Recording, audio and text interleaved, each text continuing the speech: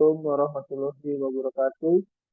Perkenalkan, nama saya Muhammad Fauzia Ramadan, NIM 2022103703111112, jurusan Informatika. Hari ini saya akan membawakan tema atau cerita tentang El Dorado, kota emas yang hilang.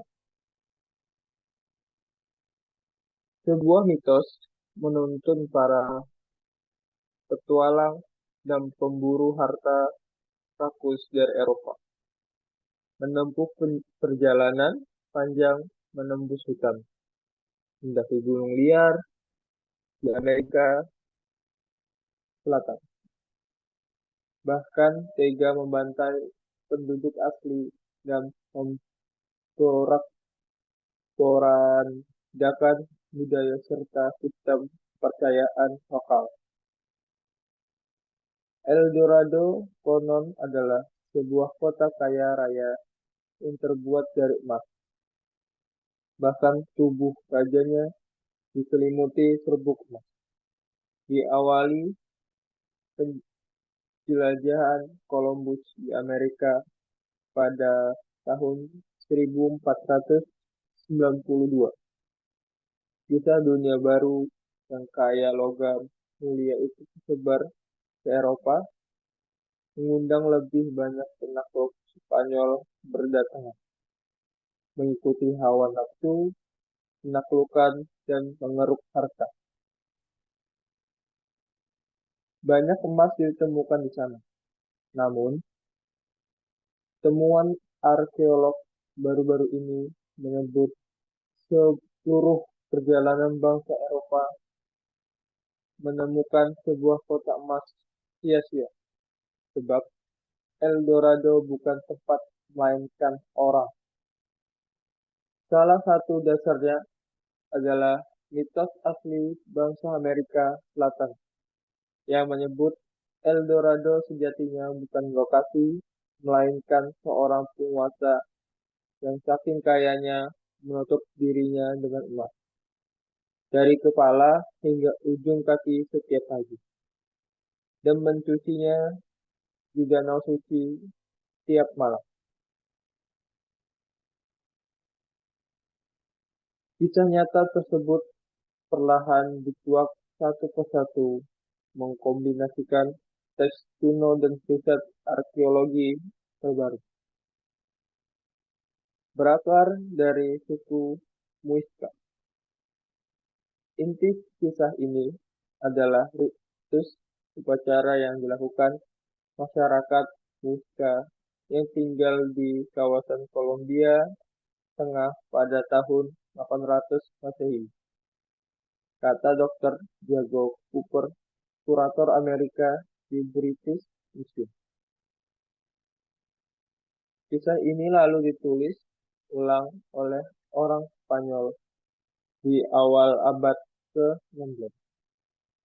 Juan Rodriguez Fraile dalam tulisannya The Conquest and Discovery of the New Kingdom of Granada, terbit tahun 1939.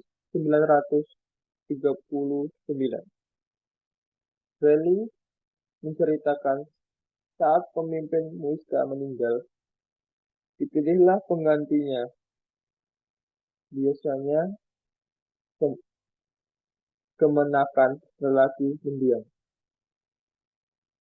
Melalui proses inisiasi yang panjang, upacara pelantikan berakhir di sebuah danau suci. Belakangan diketahui danau itu adalah danau Guatavita di Bogota, Kolombia. Pewaris itu lalu ditelanjangi, tubuhnya ditutupi dengan lumpur dan emas bubuk.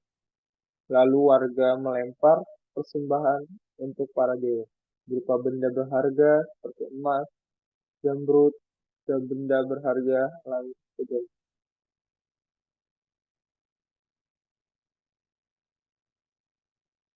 Kisah ini diperkuat temuan arkeolog yang mengungkapkan keterampilan luar biasa dan skala produksi emas di Kolombia pada saat kedatangan bangsa Eropa pada tahun 1537.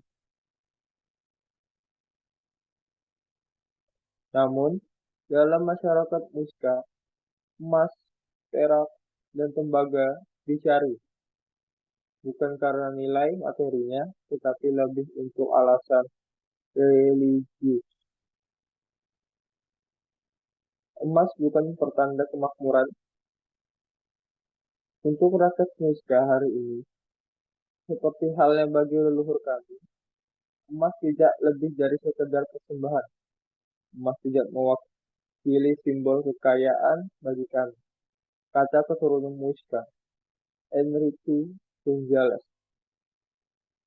Menurut arkeolog Roberto Lieras Perez, kebiasaan orang Muska tergolong unik.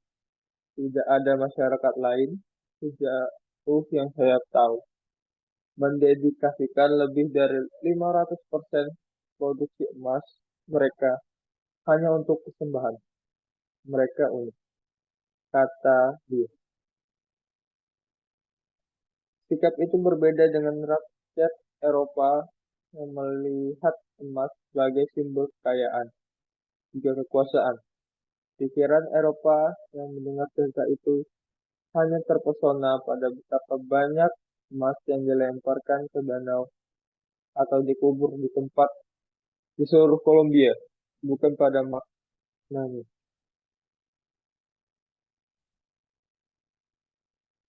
Menguras danau.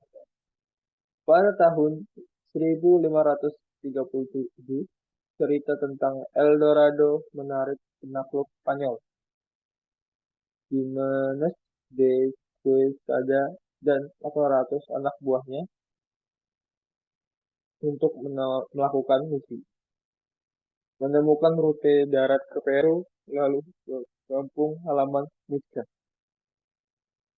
Banyak anggotanya yang tewas, namun mereka menemukan keberadaan emas yang mengejutkan.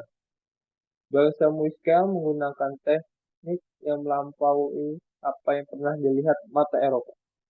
Misi itu dilanjutkan saudaranya, Hernan Perez de Quesada, yang mengeringkan danau Guatavita dengan ember dan menemukan emas sebanyak atau seberat 18 kg dari sana. Pencarian terus dilakukan, bahkan pada 1970-an, jumlah emas yang ditemukan para penjara kala itu di wilayah Amerika Selatan mampu membuat pasar emas dunia besar kecil. Kebanyakan emas jarahan itu sejak Columbus telah dilebur. Petunjuk keagungan budaya kuno telah hilang selamanya. Untungnya, masih ada peninggalan yang berhasil diselamatkan, yang kini disimpan di Museo del Oro di Bogota dan British Museum di London. Selain memberi wawasan tentang kebudayaan saat itu, yang paling penting, koleksi berharga tersebut dapat memberi wawasan baru, menceritakan kisah nyata di balik mitos El Dorado. Ya, sekedar mitos. Itu saja yang dapat saya ceritakan atau sampaikan. Mohon maaf jika ada kesalahan kata. Wabillahi taufiq wal hidayah.